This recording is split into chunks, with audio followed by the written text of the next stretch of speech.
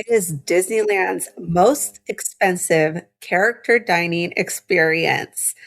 Would you spend $150 per person to dine with the princesses? Let's talk about it. You're listening to Castle Talk Radio. We're live on the airwaves with Becca and Jessica. Now let's jump into this week's episode. Well, we did. And with taxes and tips, it came out to about $190 per person. And there's a lot of opinions going on about Princess Breakfast Adventures. Now, first off, I have to say, I had a great time. I thought it was a ton of fun, and I had mentally prepared for this price point. I also was only paying for myself. I wasn't paying for my family. So that makes a huge difference. It really does, Jessica. We did this dining experience together on our most recent trip to Disneyland. Now, while the rest of the stay was in partnership with Disney and Getaway Today and was hosted, this is something we booked on our own. So we had to pay for it. And you and I did it with my theme park bestie, Tony. And again, we each paid for our own self. So we weren't paying for multiple people, which I do think makes a difference. Yeah, for sure. And just looking at my article that I've covered, which will be updated by the time this goes live. One thing that's also important in this price point is that you are paying for every person age 3 and up, and it's the same price for everyone. Right. That is, it's hard for a lot of people to think about paying $150 for your picky 4-year-old to maybe not eat much, but you're definitely paying for the experience with this one. So I think the best way to cover this is to just talk about like from beginning to end, how we went through this. And let's just kick it off, Jessica. You could start with in. So you do need to make a reservation for this. It is inside the Grand Californian Hotel at Napa Rose. You don't need to stay there to book this. And you also don't need a theme park ticket. So we had a later start that day. So while we had theme park tickets, we planned to start the parks later that day. And our reservation was for 10:30. And we checked in right away, and then you're seated or waiting in the beautiful lobby of Napa Rose. One thing I noticed was a lack of live music, which when I first went to the breakfast years ago when it first debuted, they had a musician playing. So I don't know if that's been cut.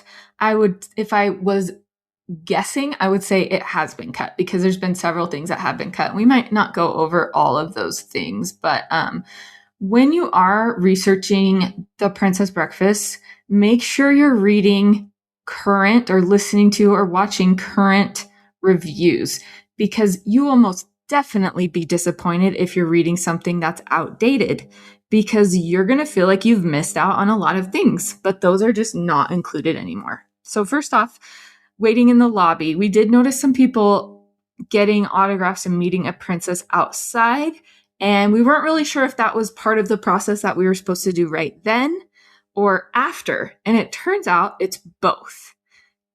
So someone eventually came to us and told us, hey, if you haven't met with the princess outside, you can go ahead and wait in line, and there's like three families in line because they only have so many people coming in at one time. So you can go ahead and meet with that princess now if you'd like, which we did. And that was even before we got to our table. Right. And so while we were in line for that, though, they did come to call us to our table, but they said, oh, no, you stay in line, meet that princess, and then I'll seat you, which was very nice. So they take you, they sit you down. And one thing I'm going to say is Napa Rose has recently been redone. It's beautiful. It's gorgeous. But you will definitely feel like this is an elevated experience while you are there. They had a beautiful little place card with your last name on it because you made the reservation. Gorgeous, table settings, all of that stuff. Fresh flowers. Yeah, it was Beautiful. So it starts out with we did all that, and as you're sitting, you will have princesses that will come throughout, and but the food. Let's talk about the food first, Jessica. So the first thing they brought out to us were appetizers. It is a 3-course meal at minimum. You can make it way more courses if you would like to. But the appetizers came out. All of these were things that I don't think a picky kid would really love, but they were good. I mean, they were things I didn't eat because of my texture issues, but you and Tony ate them. So give us your thoughts on some of those appetizers. Yeah, and as I've been thinking about the experience and kind of looking at some thoughts from our Disneyland with Kids Facebook group, I am trying to form like a cohesive opinion that's not just skewed to my mindset, but they give you the appetizers on this beautiful tiered platter, and there's there's 3 of us, so we each got one of like whatever things. I think there were 3 or 4 of the appetizers. Yeah, and like you said, Becca, these aren't very kid friendly. It's not that kids won't eat them. It's like they're just not interested. And that made me think that these things that they bring out are more geared toward the parents or the adults. They're saying like, hey, this is why you're paying more for this, in a subtle way, that they're bringing these beautiful presentation items that are also themed to princesses that adults will appreciate and feel that little elevation, because the majority of this food experience is a buffet. Now, the food at the buffet is delicious, is amazing, but I think these little tiered presentations, so you have the appetizers and then you have the desserts, and they're just to elevate it for the adults. Oh, definitely. And as you mentioned, it is a buffet, but it is elevated. It's not your Mickey and Minnie and Friends buffet. It's not your Goofy's Kitchen buffet. This is elevated items, prime rib, like seafood. Some of the items I did see later that week when we did the Mickey's Tales of Adventure, some of the lower items, but there's very elevated items there. And also just the presentation of it was beautiful there. Right. So it's definitely elevated. You can go back, obviously, as many times as you want, which is why I said it could be more than a 3-course meal if you wanted to make it that. And then after you finished that, they brought out dessert. So why don't you talk about that a little bit? Well, after you finish that and you finish the buffet. Yeah. Because we didn't really talk about the food, but the desserts are gorgeous as well, beautiful and delicious.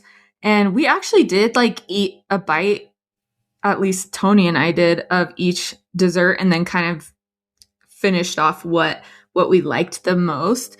But I feel like the first time I went, we took all of our desserts to go because we were just like so maxed out at that point.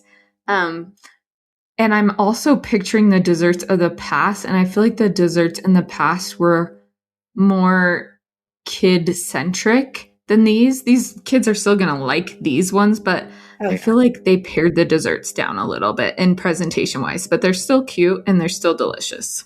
Yeah, I do feel like they're more elevated than the ones we saw when it first opened as far as the looks. Like, you know how it is. You go to a more expensive restaurant, you get smaller portions. They're just presented very beautifully, that kind of thing. So definitely worth it. Now, you mentioned like last time you were so stuffed, and we went with Tony this time, and she gave us the little tip on these things when you're going. You want to try it all.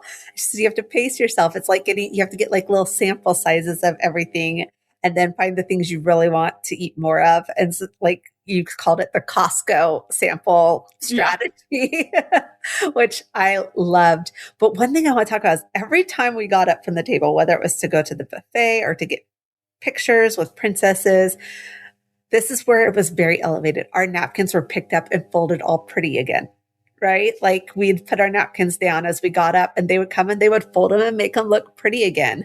And if they were dirty, then they replaced them. So definitely the service there was very elevated. Our waiter was very attentive. Now, one thing I want to mention that is a change as we're finishing up the food portion is back when it first opened, adults would get one free like champagne or something like that to drink. That is no longer part of this experience, but they do have a list of specialty drinks, both alcoholic and non-alcoholic, that you can add for an additional cost.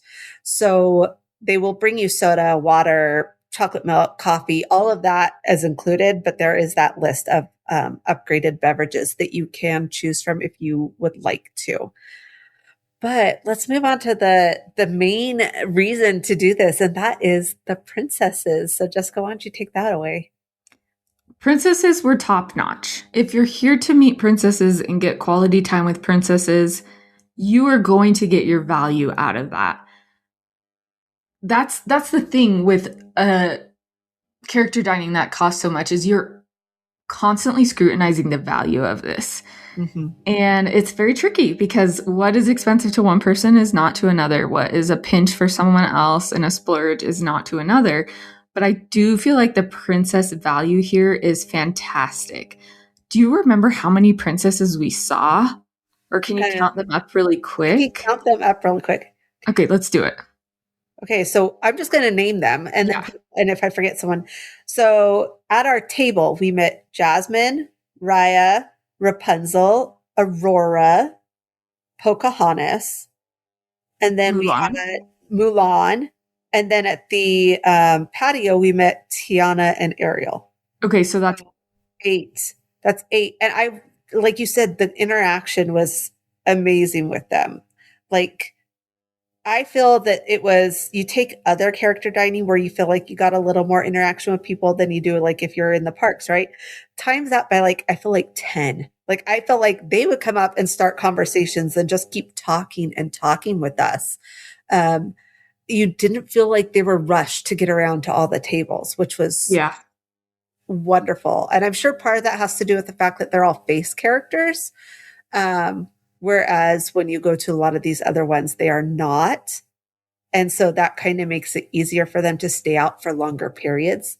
But it was amazing interaction. What was your favorite interaction that we had though?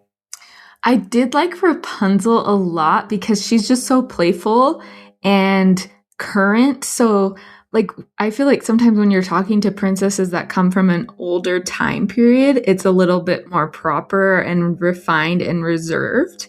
Yeah. But with Rapunzel, she's just so fun and silly and real that you could be that way. And I think being familiar with the stories is definitely helpful. And even if you're not familiar with like that one story, like I've only seen Raya and the Last Dragon once. So you could talk to Raya about her friends. Say, I've already seen your friend, Rapunzel. What do you guys like to do together? And she'll tie it in, they can make everything relevant practically.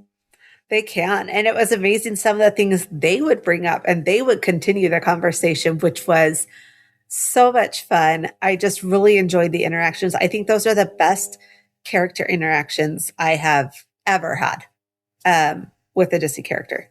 Yeah. And being that we were at the end of the breakfast seatings, I don't know when the exact last reservation they take, but I would say with the time that we took eating, and the buffet is amazing. So many good things, everything that you would want. And they also brought a basket of fries in the middle for funsies. For kids that are like, oh, I don't think these kids have eaten anything. Let's bring some fries back. The princesses were still there, and there were probably like 3 families total in the restaurant by the end of it. And by no means were they rushing you out. They're cleaning up things differently, but the food is still fully stocked at the buffet. And the princesses are just hanging out. So we got even more time where they were coming back to us. And then we got more pictures with all of them as a group. And it was really, truly quality time. I loved the time that we picked, which I said in the beginning was 10:30. And I asked our server, what's your busiest time frame? And he said, well, right now we are at capacity. So that means they've seated all the tables. But again, people dine at their own pace. And some people are more leisurely than others, which of course we were. But he said, even so, the busiest hour is going to be right after they open, where it's not only is it capacity, but it's everyone kind of arriving at the same time and everyone eager to get their food and to get their pictures. So even though it's the same amount of people, the vibe is a lot different. So if you can, I would go later. And Becca, what do you have to speak on as far as the timing of the experience, like the duration, and what people should be aware of when they're committing to this? So it is going to be a longer time commitment than the other character meals. So normally I tell you to plan for an hour to an hour and a half for a character meal. You are going to want to plan at least 2 hours. And I would say have 3 hours available just in case you're there when it's like super packed or something, or you want to eat a lot of food. So I would definitely suggest that you block out 2 to 3 hours from your day to do this, 2 hours minimum. And 3 hours would be like the maximum it would most likely take you. Definitely don't think you're going to get this done in an hour. That's for sure, because it will not happen. But yeah, I definitely think it's that also when you take it and break it down like time wise, makes it a little more comparable to these other ones, right? If you're paying $70 at the one we did later in the week, and you spend an hour and a half, then you're like, oh, well, 150 for 3 hours. That's about comparable time wise, like how much you're paying per hour, if you think of it that way. So that is something to think about as well when you're trying to think about to think about the bang for your buck, I guess. Mm-hmm. Okay, so I want to go over a couple things for you. We talked about this in the Disneyland with Kids Facebook group, and I'm going to go through a few things, and I want you to speak to some things, Becca. What happens if you're at a character dining and you miss seeing some of the characters? So you can stick around for them, or you can tell your server that's over your table, I'm ready to go, but we haven't gotten to see this specific character. Now, I will say Minnie and Friends is not quite like that, as they're not as guaranteed. I don't know how to word this. Maybe you can help me. But you can do this more at the ones that are inside of the hotels, where you can be like, oh, I haven't seen this person yet, specifically at the Princess one or the Mickey's Tales of Adventure. I feel like that is okay, and they will help you with that. At both Goofy's and Minnie's, I don't feel like that's necessarily a guarantee. You can go up to the characters, but they really do prefer you to stay at your table and let the characters come to you. And it's actually people going up to them so much that kind of skews that, where they miss tables, because they can only be out for so long before they have to go back in to refresh themselves. And so if a bunch of people line up, they don't make it around to those different tables. In fact, at Mickey's, we saw where Mickey missed one of the parades that they do during his meal because he got caught up with so many people waiting for him that he couldn't join the little parade. So be respectful of what is the norm and of other people's time with the characters. Don't go hover around someone else's table when the character's at it. One, it impedes on their interaction, but two, it messes up the flow of how the characters get around. Okay, really good tips. Another thing that I'm looking at, because I'm looking live in our group right now at some comments, when I mentioned that we met a princess outside both on arrival and departure, when we left, again, we were one of like 2-3 families. So our departure princess, we didn't really have to wait for. If you are going at any other time, you're going to be mixed in with people who are also arriving and meeting their first princess. So somebody mentioned that the wait time on their departure princess was 20 plus minutes, and they didn't have time to wait. So keep that in mind with your time frame. This isn't something that I would go in there saying that you have to be done by a certain time. Right. You really have to be flexible with this one. Exactly. That's one of those reasons that we mentioned that 3 hours to plan on it being up to course.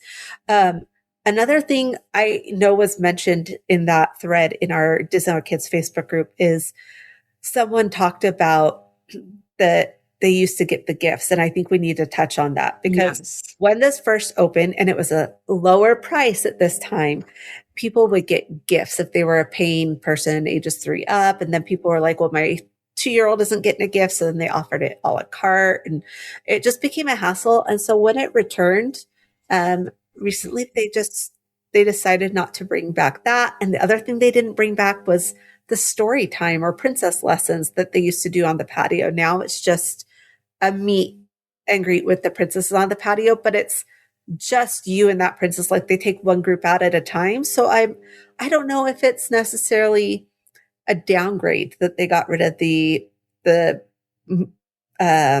princess lesson or not. I feel like you get more personal interaction maybe with having it this way. What are your thoughts? Because you did it both ways.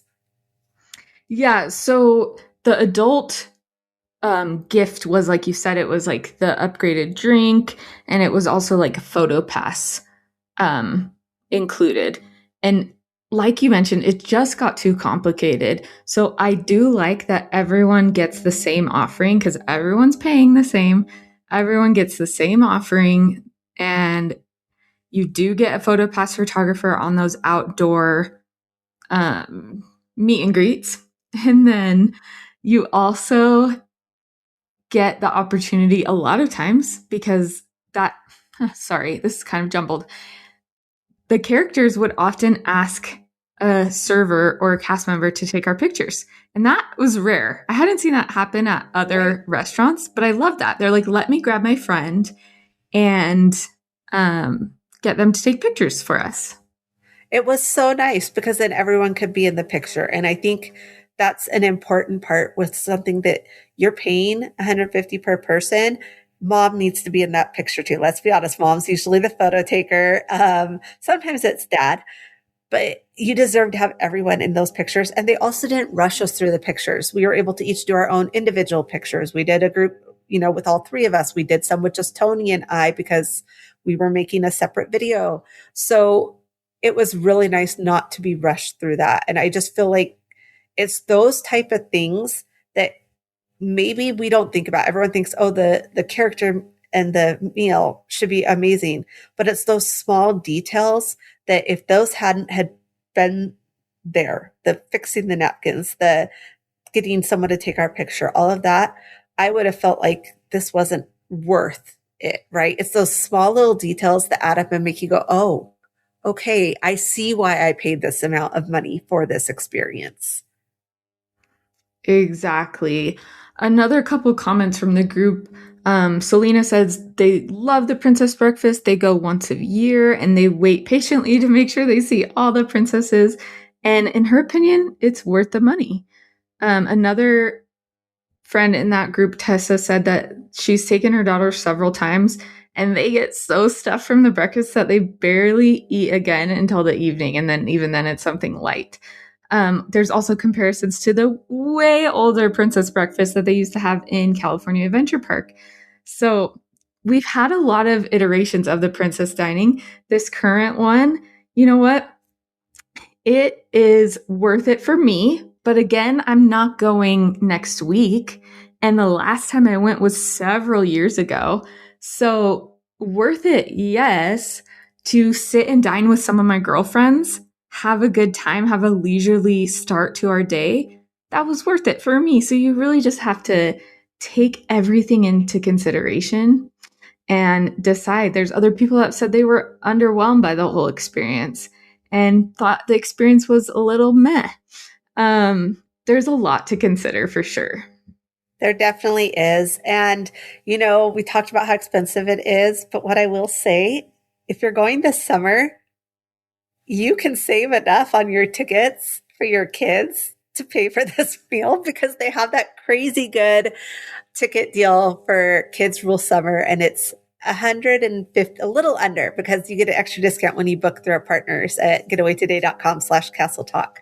But it's $150 for 3-day park hopper tickets for kids. And that's over a $300 savings per ticket, which means you can get that ticket and you now paid for one adult and one kid to go to that breakfast with the savings. So I love Disney math like that. That is the best. Or you're like, or we can do this, or we could do that, or we could just put that savings in our pocket.